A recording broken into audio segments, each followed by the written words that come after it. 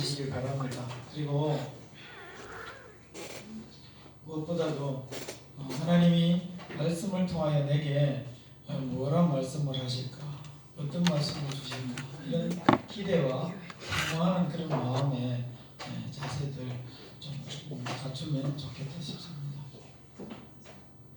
자, 힐링에 대해서 좀 이야기를 해보려고 합니다. 요즘 힐링이라는 단어가 대세입니다. 그래서 어디를 가도 힐링 찻집, 힐링 카페, 힐링 어디 로드, 우리 교회도 힐링 전도, 여러분들 처음 들어보죠? 네, 힐링 전도라는 것이 있습니다. 그래서 힐링이라는 말들을 이렇게 참 많이 사용을 하는데 치유라는 그런 의미가 있고요, 회복이라는 의미가 있습니다.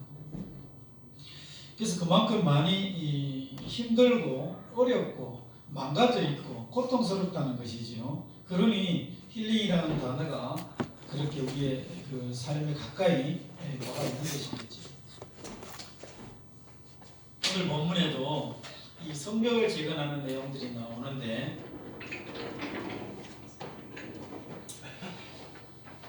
이스라엘이 큰 어려움을 겪었습니다. 엄청난 어려움을 겪었습니다. 이 사람들이 과연 회복이 될까, 치유가 될까, 다시 옛날처럼 그렇게 이 사람들이 돌아갈 수 있을까 라고 생각할 수 있을 만큼 그렇게 많이 망가져버렸습니다. 힘들었습니다. 고통스러웠습니다. 그랬던 그들이 오늘 본문을 보니까 뭔가 한번 해보려고 하고 뭔가 살아나고 다시 한번 그들이 삶에 뭔가 활력이 느껴지는 그러한 역동적인 모습들이 나타나더란 말이죠. 어떻게 그럴 수 있었을까? 그래서 오늘 이 내용을 통해서 회복이라는 것이, 참 회복이라는 것이 뭘까? 그리고 이 나라라는 이 큰 덩어리 아니겠습니까? 이 큰, 어떻게 보면 가장 큰 공동체인데 이 큰 공동체가 어떻게 회복이 가능했을까? 이렇게 생동감이 넘치는 그런 삶으로 다시 그들이 돌아올 수 있었을까? 이런 것을 우리가 보면서 우리도 우리 자신에게 지금은 괜찮을지 모르지만 또 우리는 언젠가 우리에게 또 인생이라는 것이 이 내리막이 있을 수 있거든요. 오르막도 있을 수 있고요. 그래서 참 회복이라는 것이 도대체 뭘까? 그런 것을 한번 생각해 보기를 바라고, 또 현재 내가 지금 많은 어려움을 겪고 있다, 힘든 가운데 있다, 고통 가운데 있다라고 생각하시는 분은 오늘 이 이스라엘의 역동적인 이 모습으로 돌아오는 것을 통해서 참 어렵고 힘들었음에도 불구하고 이렇게 어떻게 할 수 있었을까라는 사실을 잘 귀담아 다시 들으심으로 온전한 회복, 참 치유가 일어나시기를 주님의 이름으로 간절히 축원합니다. 이스라엘이 어떤 어려움을 당했느냐? 나라가 망해버렸습니다. 그래서 온 나라 백성들이 다 흩어지는 그런 역사가 이스라엘 가운데 나타났고요. 특별히 그 중에서 잘나고 잘생긴 사람, 그리고 굉장히 실력 있는 사람들은 이 나라를 침입해서 무너뜨린, 멸망시킨 바벨론에 다 끌려가 버렸습니다. 그래서 이 이스라엘 안에 남아있는 사람들은 남아있는 사람대로 고통스럽고, 또 끌려간 사람들은 끌려간 사람대로 그곳에서, 그 나라에서 힘든 생활을 하고 있었지요. 그랬던 그들이 훗날 하나님의 약속대로 돌아오게 되었답니다. 돌아와 보니까 이 모든 것이 다 회파가 되어 있는 거예요. 성전도 무너져 있고, 성전이 무너져 있으니 성전 예배 문화가 살아있겠습니까? 그런 것들도 다 사라져 버렸습니다.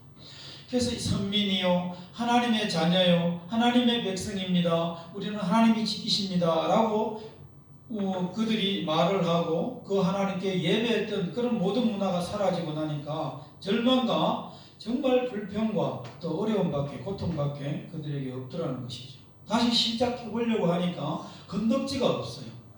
그래서 그들이 그런 가운데 하나님의 말씀을 기억하기를 시작했고, 돌아오리라 라고 이야기했던 그 하나님의 약속대로 그들이 돌아왔음을 기억하고, 리더들을 통해서 먼저 성전을 짓게 하시고, 또 그 성전의 그 문화들을 하나님께서 잘 다시 되살려 가도록, 말하자면 소프트웨어지요. 하드웨어가 구축이 되니까 소프트웨어를 다시 그들이 하여금 기억나게 하셔서 하나님께서 예배 문화를 다시 그들에게 말씀하시고 또 말씀을 통해서 그들에게 가르치시고 그러는 가운데 오늘 이 본문은 성벽인데요. 예루살렘 성벽이 다시 해파되었던 것이 하나씩 하나씩 재건되고 정축해가는 그런 과정을 지금 이야기를 하고 있는 것입니다.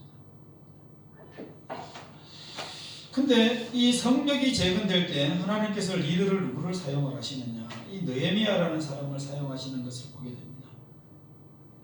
그러니까 이 느헤미야가 돌아와서 이 성벽을 재건하는 가운데에 특별히 이 제사장 가운데 엘리야삽이라는 이 제사장인데요. 여가 누구의 손자냐 하면 예수와의 손자예요. 그 예수와는 누구냐? 그 할아버지는 누구냐?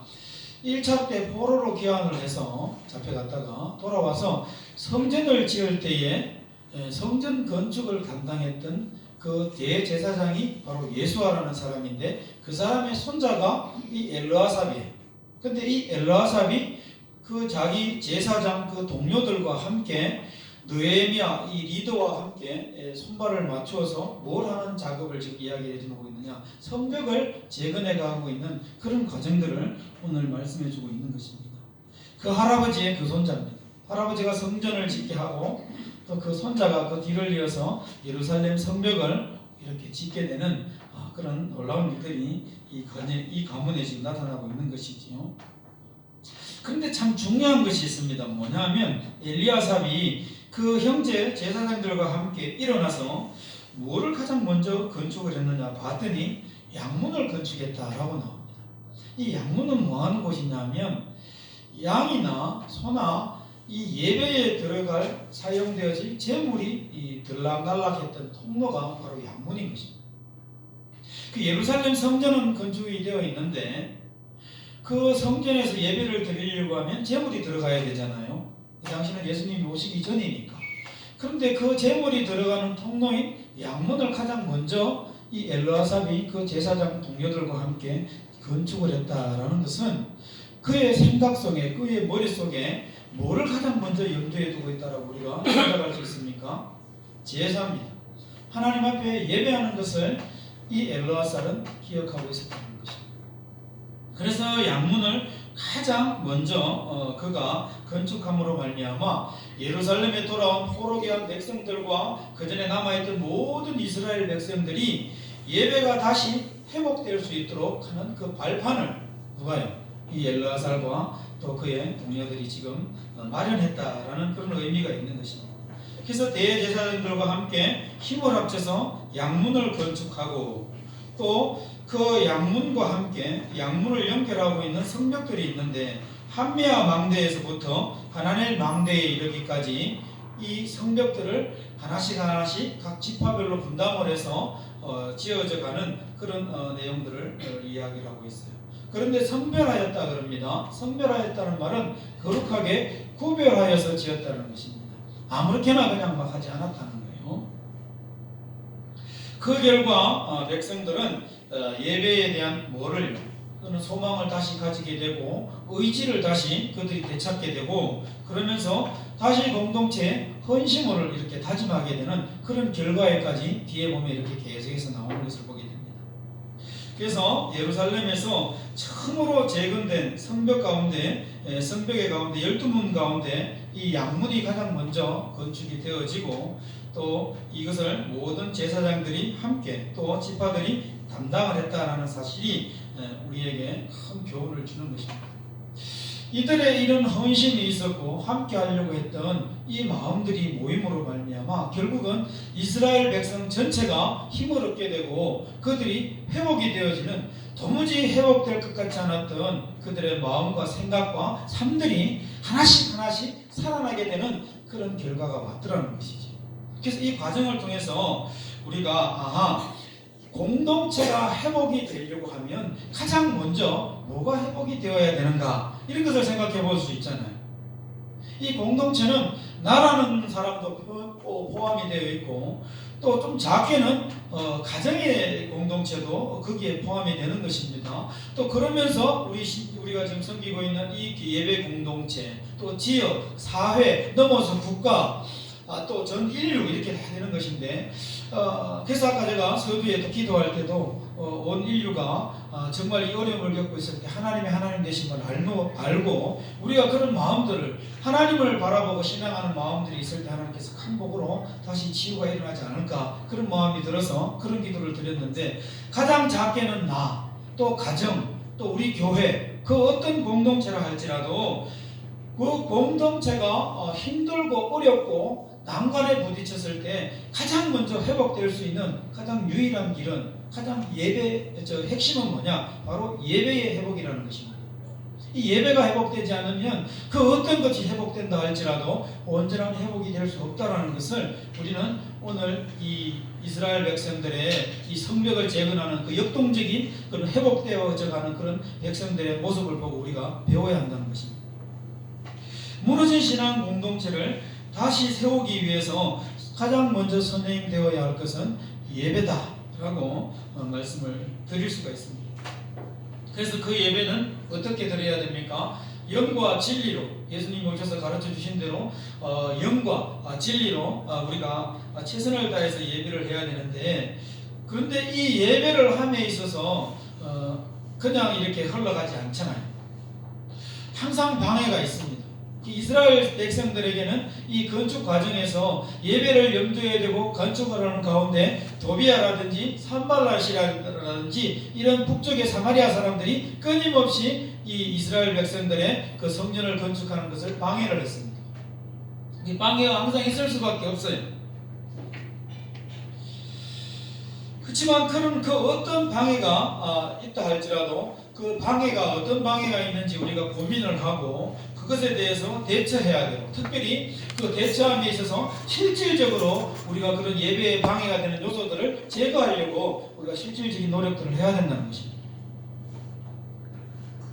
그런데 봤더니 이 예배를 담당하는 이 대제사장들, 집례자들이라고 이야기하잖아요. 예배를 집례하는 그런 리더들이 이 모범을 보인 것을 보게 됩니다. 그래서 그 어느 공동체든지 그곳의 리더들이 항상 예배의 모범을 보여야 된다는 것입니다. 나 자신은 물론이요, 내가 속해 있는 가정에서 어떤 회복을 꿈꾼다면, 회복을 소망한다면 가장이, 영적인 가장이 어떻게 해요? 먼저 예배의 회복을 위하여 모범을 보여야 된다는 겁니다. 그리고 나서 그 구성원들도 어떻게 해야 됩니까? 함께 노력해야 된다는 것입니다. 그래서 어떠한 상황에서도 이 신령한 예배가 되도록 영과 진리로 예배가 되도록 예배에 방해하는 것들을 철저히 제거해내야 될 것입니다. 그래서 예배가 온전히 바로 설 때에 그 공동체는 진정한 회복이 임하게 될 것입니다. 그래서 예배를 준비하는 집례자들의 그런 고민들이 있어야 되는데 하나님께서 기뻐하시는 예배를 드리기 위해서 그런 모든 필요한 것들을 예배의 집례자들은 준비를 해야 되는 것이지. 그 가운데 하나가 양문을 건설하는 것이었고 또 이미 성전이 건축되어 있으니 그 성전에 들어가서 그 양문을 통하여 들어가는 제물을 통하여 뭐합니까? 제사를 안전하게 그렇게 순조롭게 진행되도록 그들은 그렇게 도와야 되는 것이었습니다.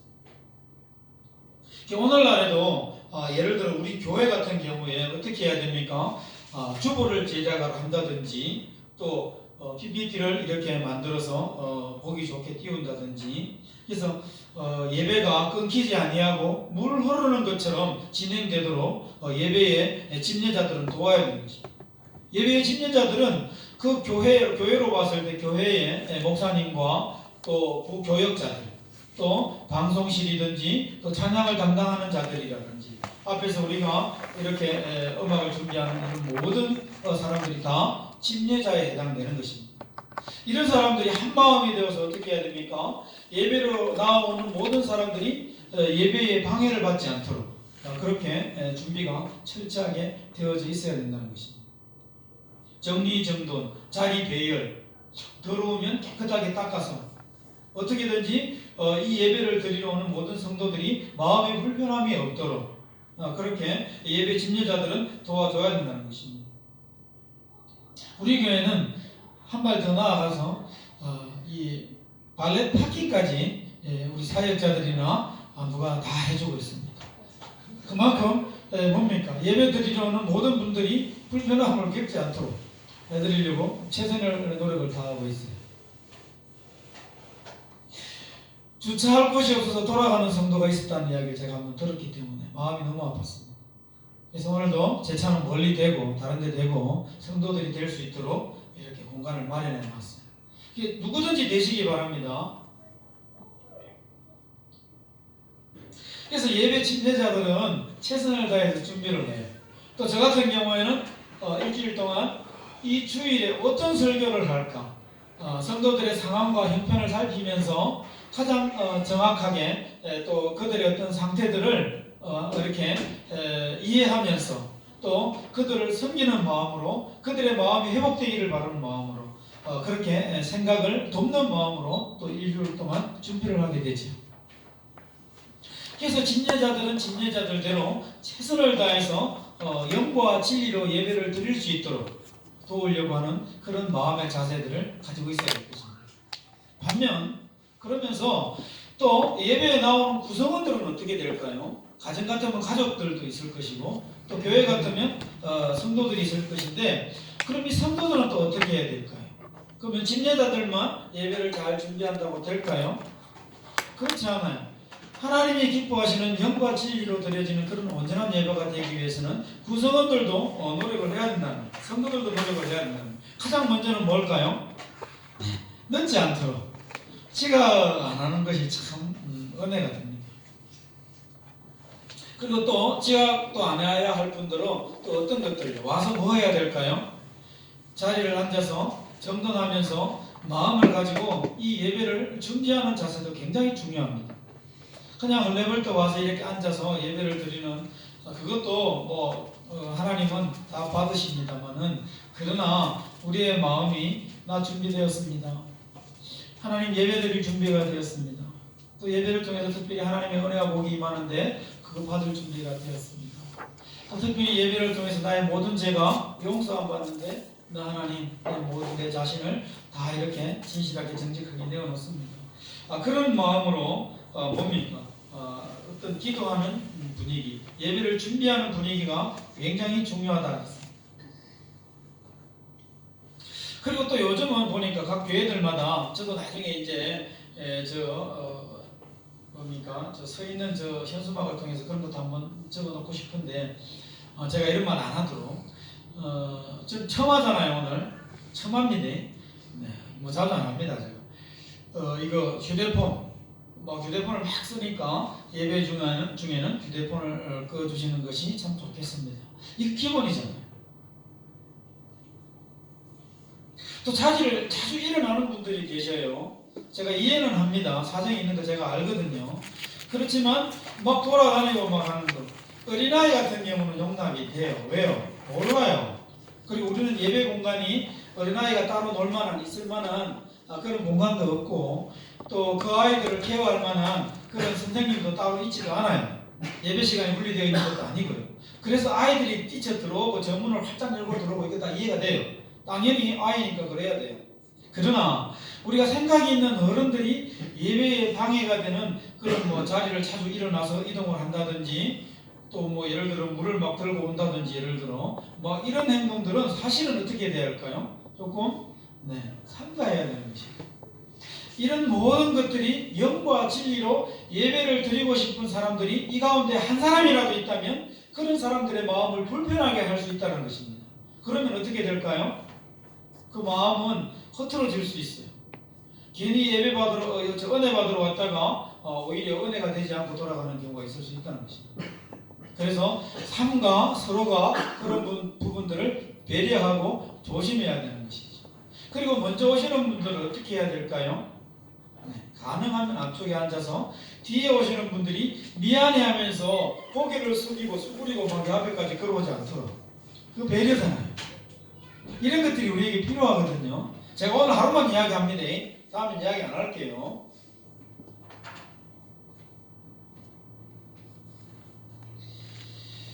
우리는 하나님 앞에 어떻게 하면 영과 진리로 완전히 하나님 앞에 예배를 드릴 수 있을까라는 것을 고민을 하면서 이 예배에 나와야 된다. 가정으로 돌아가면요, 내가 어떻게 하면 하나님 앞에 이 가정을 하나님이 다스리는 가정으로, 믿음의 가정으로 세워갈까 고민하면서 가정에 들어가야 된다.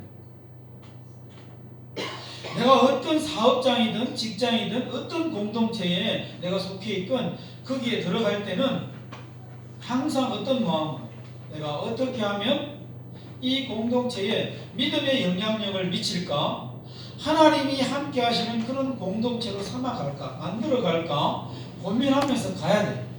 그래서 말 한마디도 조심해야 하고 생각 하나도 굉장히 조심해야 되는 거죠.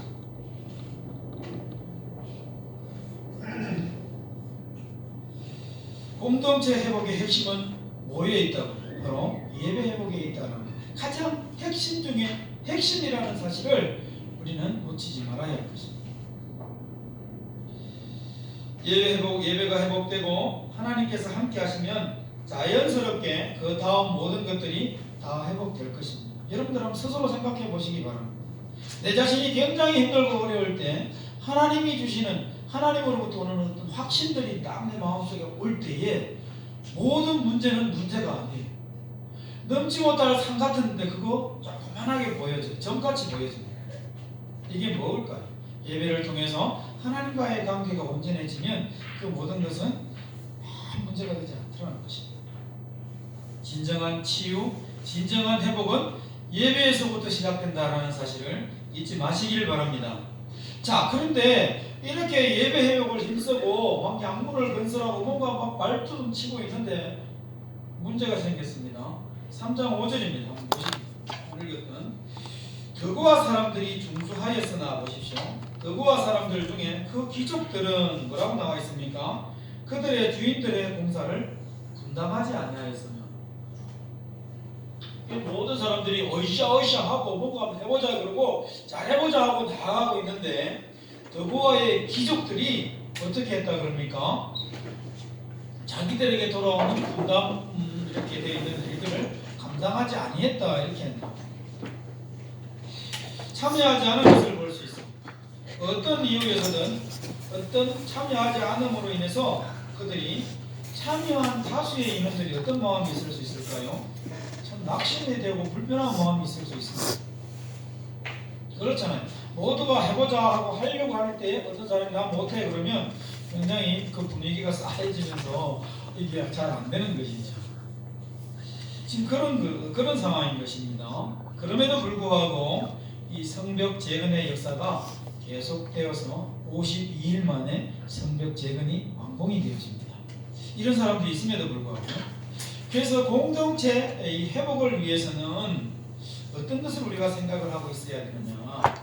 비록 방해가 있고 참여하지 않는 사람들, 나와 생각이 다르고 마음이 다른 사람이 있다 할지라도 결코 낙심하지 말고 어떻게 해야 된다고요? 지속적으로 가능한 마음을 나눌 수 있는 사람들끼리 나아가야 된다라는 사실을 우리가 또 생각을 해야 됩니다. 잊지 말아야 됩니다. 모든 사람이 한 마음 한 뜻이면 좋잖아요. 근데 다양한 마음과 다양한 생각들이 있어요. 다른 생각들이 있다니까. 100%가 함께 다 참여하면 좋겠으나 공산주의가 아닌가 하면은 이게 있을 수가 없는 것입니다.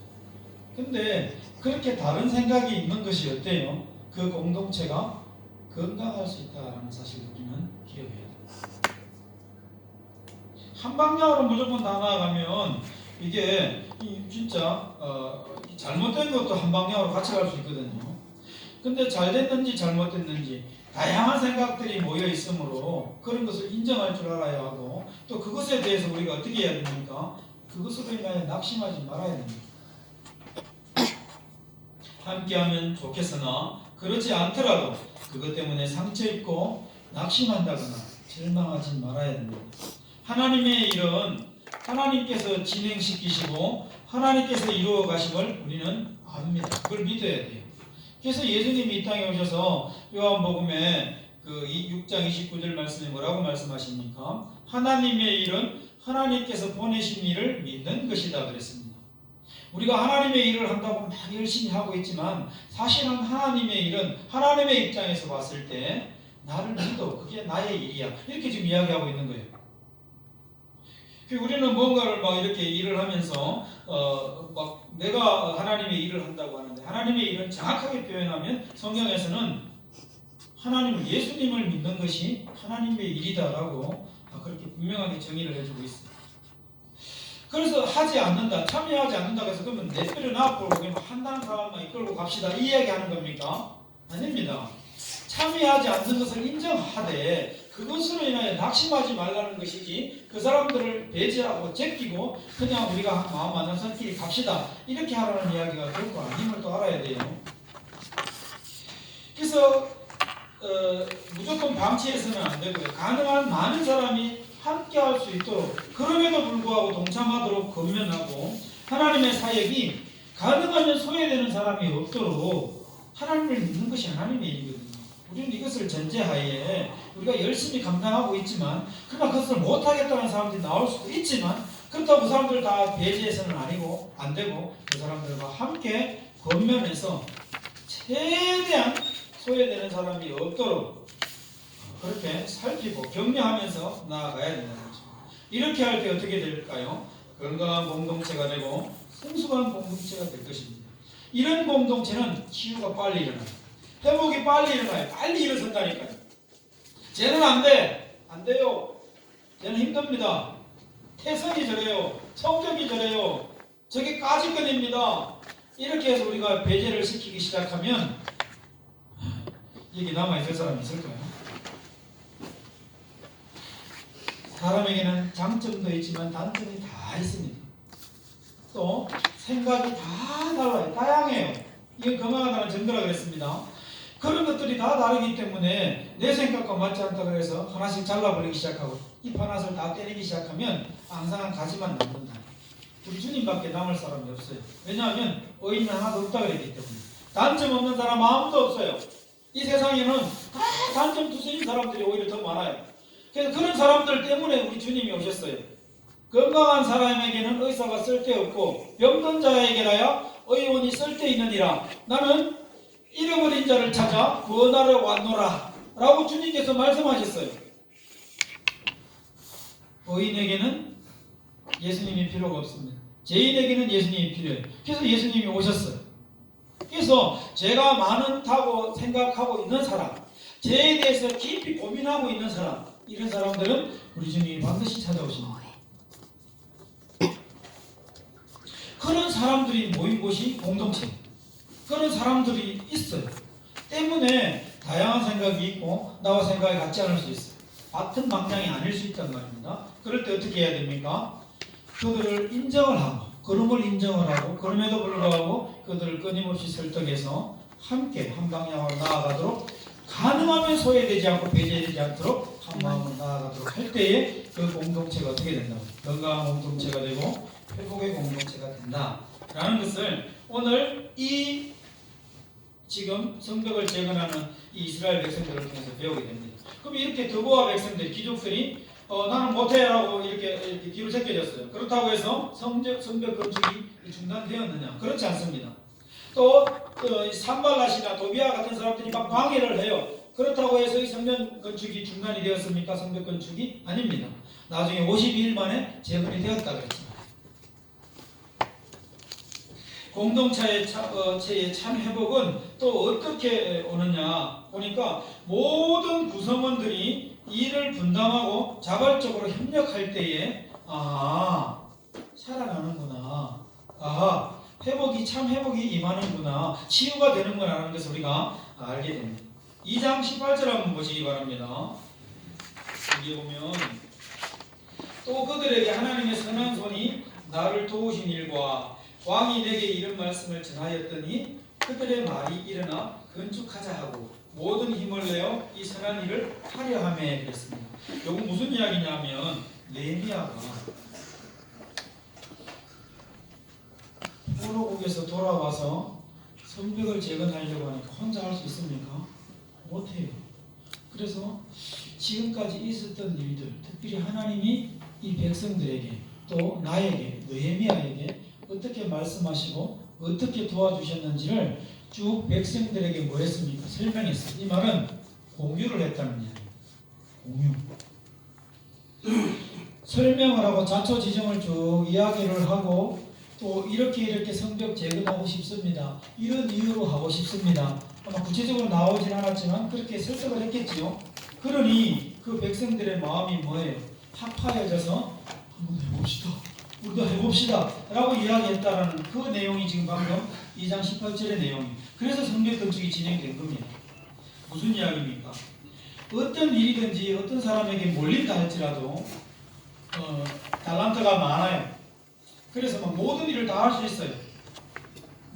설교도 할 수 있고 반주도 할 수 있고 다 해요. 청소도 할 수 있고 지금 제 얘기하는 것 같아요. 다 가능해요. 할 수 있어요. 그렇다고 해서 제가 다 해도 되겠습니까? 제가 이 설교하다 말고 저 뛰내려가서 막 반주 치고 막 이러도 되겠습니까? 아니죠. 하나님께서는 이 교회를 세우실 때에 또 가정이라는 공동체를 세우실 때에 이 나라라는 공동체, 이 국가를 세우실 때에 필요에 따라서 그 구성 요소들을 적절하게 하나님께서 다 불러주셨어요. 그래서 그 부르심에 순종하고 각자의 자리에서 자기들이 열심히 책임을 다해서 살아가면 그 공동체는 굉장히 이 건강한 그런 공동체가 되도록 하나님이 그렇게 만들어 놨어요. 시스템을 우리 가운데.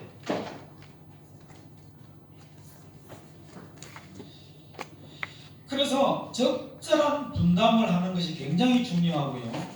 또 계획을 세워서 그것을 공유하는 것, 알리는 것 굉장히 중요합니다.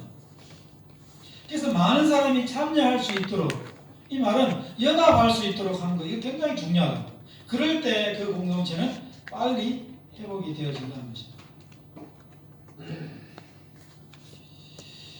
느헤미야는 공사 계획을 세웠어요. 그리고 그 계획을 세우고 제사장들에게 알리고 또 백성들에게 알려서 일을 뭐하게 적절하게 분배를 했습니다.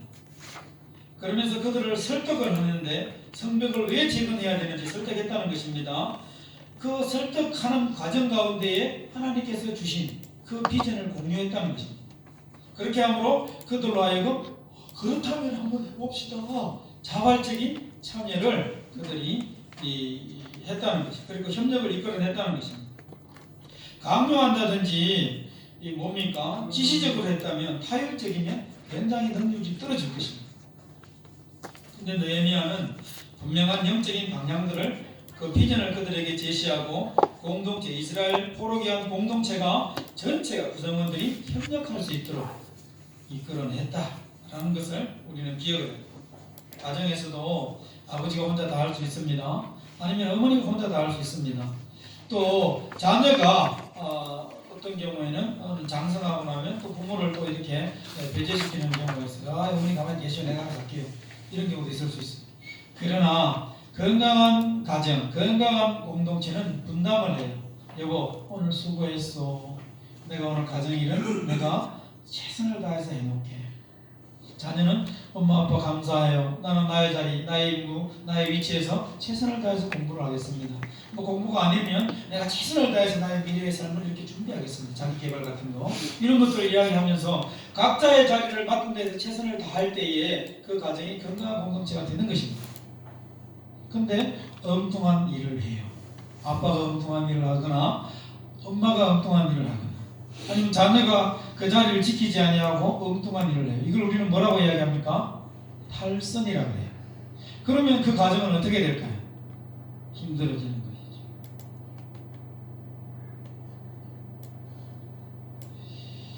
우리 교회가, 열린 우리 교회가 건강한 공동체 그리고 그런 어떤 치유나 회복의 그런 공동체가 되려고 하면 이런 것을 제가 오늘 이 말씀을 통해서 한번 제안합니다. 작은 일도 적절한 분배를 통해서 우리가 분담하기를 원해요. 누군가가 혼자 하는 것, 형광등 하나 혼자 가는 게 제가 가는 게 제일 편합니다. 그냥. 근데 제가 적절하게 분배를 합니다. 이렇게 하시죠. 누가 한번 해보시겠어요? 해보시겠어요? 이렇게 제가 권유를 합니다. 가능한 많은 사람들이 참여하도록 하려고 해요.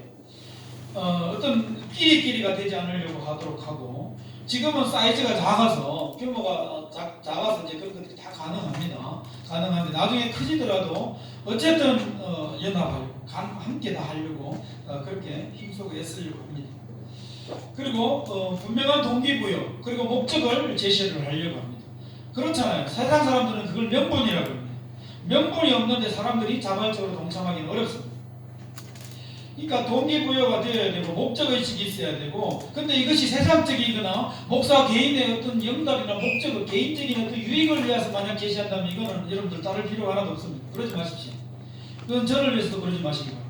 그러나 하나님의 영광을 위해서, 교회를 위해서, 하나님의 이름을 위해서 우리가 어떤 확실한 어떤 동기부여가 되어지고 비전이 제시가 되어지고 목적이 주어진다고 그러면 그것을 제시할 때는 여러분들의 마음이 아무리 뒤틀리고 여러분들의 마음의 생각이 아무리 다르다 할지라도 가급적이면 함께하려고 연합하려고 숟가락 얹으려고 노력하시길 바랍니다. 할렐루야. 그래서 어떤 영적인 좋은 비전들은 계속 함께 나누어야 되는 것이죠. 또 우리 교회가 일에 어떤 목적을 두기보다는 일을 좀 못해도 돼요. 그래서 결과물이 안 나와도 좀 못 나와도 돼요. 나오면 좋겠지만. 그러나 가장 중요한 것은 뭐예요? 사람과의 관계가 깨어지면 안 된다는 겁니다. 그러니까 목적이 중심이 되다 보니까 이게 사람과의 관계가 틀어지는 경우가 있는데, 그러면 차라리 그 목적을 안 하는 게 나아요. 시도를 안 하는 게 낫습니다. 그래서 관계 중심, 누군가를 미워하고 누가 누군가를 싫어하고 막 이런 관계가 되면 이거는 이 의미가 없는 겁니다. 우리가 예수의 이름으로 모일 이유가 없는 겁니다. 그래서 우리 교회는 일 중심보다는 관계 중심. 일은 다음에 해도 됩니다. 그러나 사람을 잃으면 이거는 다 잃는 겁니다. 일도 잃고 사람도 잃게 됩니다. 그래서 우리 교회는 그런 어떤 관계를 굉장히 서로 간에 중요시하며 나아가는 그런 공동체 되기를 한번 소원해 봅니다. 그러면서 소외된 구성원이 없도록 하기를 바랍니다. 오늘 이 말씀을 근거해서 말씀을 드리는 거예요. 누군가가 어떤 일들에 참여하지 못함으로 배제됨으로 말미암아 이게 마음이 굉장히 불편할 수 있거든요. 사람은 자존심으로 먹고 산다 그러잖아요. 세상 사람들은. 근데 우리는요, 하나님 은혜로 먹고 삽니다. 근데 그게 타격을 입을 수 있어요. 그래서 함께 하려고 할 때에 함께 하시기 바랍니다. 내 생각이 안 맞을 경우도 있을 수 있거든요. 그럼에도 불구하고 이유가 있겠지. 따라해봅니다. 이유가 있겠지. 이유가 있겠지. 하나님의 뜻이라면, 하나님이 기뻐하시는 일이라면 좀 크게 해봐요. 네. 이유가 있든지 이유가 있겠죠. 또 하나님이 기뻐하시는 일, 하나님이 원하신다. 이런 큰 틀에서 우리가 가급적이면 내 생각이 옳다라고 생각하고 있을지라도, 내 경험에 안 맞다 할지라도 우리는 어떻게 하나가 되어서 연합해서 나갈 수 있어야 될 것입니다. 또 그런 사람을 바라보는, 그렇지 못한 사람을 바라보는 또 그 시선은 또 어떻게 해야 될까요? 그건 뭡니까? 이게 좋은 글씨라 그러죠. 찍으면 안 돼요. 낙인 찍으면. 그럴 때 어떻게 해야 됩니까? 이해해줘야 돼. 배려해줘야 돼. 그럴 수 있다. 그래서 그들과 함께 어떻게 돼요? 포용해서 함께 배려해서 그럼에도 불구하고 더 이상 힘들지 않도록 그럼 조금 여유를 주고, 그게 배려잖아요. 또 이해하고 헤아려서 충분히 말로 소리 가능하거든요. 그렇게 해서 어떻게 합니까? 지금은 함께 못하더라도 다음에 또 그런 기회가 왔을 때는 함께 할 수 있도록 그렇게 우리가 마음을 가져가야 할 것입니다. 그럴 때 우리 교회가 어떻게 될까요? 그 어떤 상황 가운데서도 치유라는 단어, 회복이라는 단어가 불필요하리만큼 우리 교회는 굉장히 건강한 교회, 행복한 교회가 될 것입니다. 할렐루야.